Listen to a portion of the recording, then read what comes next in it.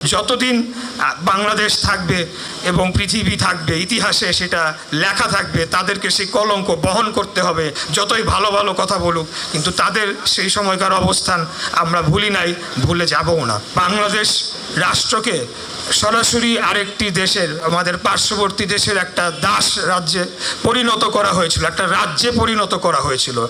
এমন সব অসম চুক্তি করা হয়েছিল যেটা একটা স্বাধীন সার্বভৌম দেশে এই ধরনের চুক্তি হতে পারে না। এবং আপনারা নিজেরাই দেখেছেন যে বিভিন্ন সময় ফ্যাসিস্টের প্রধানমন্ত্রী থেকে শুরু করে মন্ত্রীরা এমন কথা বলেছে, আমরা যা দিয়েছি কোনোদিন ভুলতে পারবো না, স্বামী স্ত্রীর মতো সম্পর্ক। এগুলো যখন আমরা দেখতাম তখন মুক্তিযুদ্ধের থেকে অনুপ্রেরণা জুগিয়ে সেই শক্তিকে কাজে লাগিয়ে এই আন্দোলন সংগ্রামে আমরা ঝাঁপিয়ে পড়েছিলাম। এবং আমাদের আজকের মাননীয় প্রধানমন্ত্রী, তিনি স্বাধীনতার ঘোষকের সন্তান। তিনি একজন শুধু বীর মুক্তিযোদ্ধার সন্তান নয়, তিনি স্বাধীনতার ঘোষকের সন্তান। ওনার নেতৃত্বে, ওনার নির্দেশনায় আমরা এই আন্দোলন সংগ্রাম করেছি।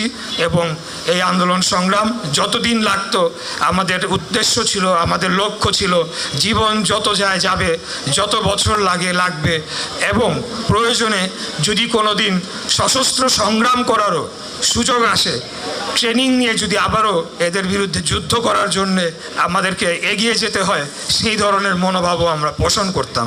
বিশেষ করে 2024 সালের আমির নির্বাচন যখন হয়ে গেল, তখন তো একরকম পরিস্থিতি এমন ভয়াবহ তৈরি হয়েছিল, তখন মনে হতো যে যদি কোথাও যে ট্রেনিং নিয়ে আসতে পারতাম, আপনাদের মতো এই দেশকে বাঁচানোর জন্যে স্বাধীনতার সংগ্রাম করতে পারতাম, তাহলে অবশ্যই সেখানে যোগদান করতাম। তো এই যে আদর্শকে আমরা ধারণ করে লড়াই সংগ্রাম করেছি, এটাকে কিন্তু অনেকখানি কলুষিত করেছে এই ফ্যাসিস্টরা। আপনারা জানেন যে 2024 সালের যে ছাত্র জনতার গণ অভ্যুত্থান হয়েছিল, আমি সেই সময় এপ্রিল মাস থেকেই আমি কারাগারে চলে যাই, এবং কারাগার থেকে এই আন্দোলন সংগ্রামের সর্বশেষ অংশটাতে আমি কারাগারের ভেতরে ছিলাম। সেখান থেকেই আমি খোঁজ খবর রেখেছি এবং বিভিন্ন সংবাদ মাধ্যমে যা জেনেছি, তখন দেখেছি যে ফ্যাসিস্ট আমলের যে কিছু মন্ত্রী বা তাদের সন্তানেরা, তারা মুক্তিযোদ্ধার সন্তান এই পরিচয়কে ব্যবহার করে জনগণের বিপক্ষে দাঁড়িয়েছিল এবং জনগণের উপরে অত্যাচার নির্যাতনের পক্ষে তারা এক প্রকার মত কি বলে সেটাকে, এক প্রকার একটা জনসমর্থন তৈরি করার চেষ্টা করেছিল। এগুলা যখন দেখতাম তখন মনে হতো যে জেলের সেই দরজাটা ভেঙে বের হয়ে এসে বলি, তোরা মুক্তিযোদ্ধার সন্তান, তাহলে আমরা কারা? আমরা তো দীর্ঘদিন এই ফ্যাসিস্টদের বিরুদ্ধে লড়াই সংগ্রাম করেছি, কোনোদিনও আমরা মুক্তিযুদ্ধকে বিক্রি করে সেখান থেকে বাংলাদেশের অর্থ সম্পদ লুটপাট করার জন্য আমরা এটা করি নাই।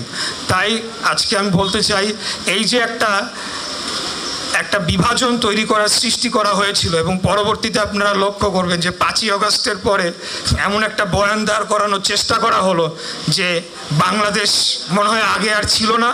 5ই আগস্ট 2024 সালে বাংলাদেশ তৈরি হয়েছে, এর আগে দেশ ছিল না, বাংলাদেশ নামে কোনো দেশ ছিল না।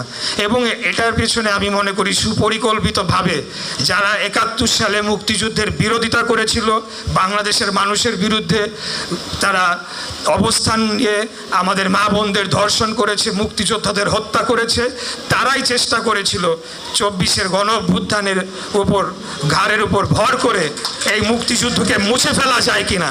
কারণ যখনই 71-এর প্রশ্ন আসে, মুক্তিযুদ্ধের প্রশ্ন আসে, তাদের তো আর কোনো কিছু সেখানে বলার সুযোগ নাই। তারা যে অপরাধ করেছে 1971 সালে, সেটি যতদিন বাংলাদেশ থাকবে এবং পৃথিবী থাকবে, ইতিহাসে সেটা লেখা থাকবে, তাদেরকে সেই কলঙ্ক বহন করতে হবে।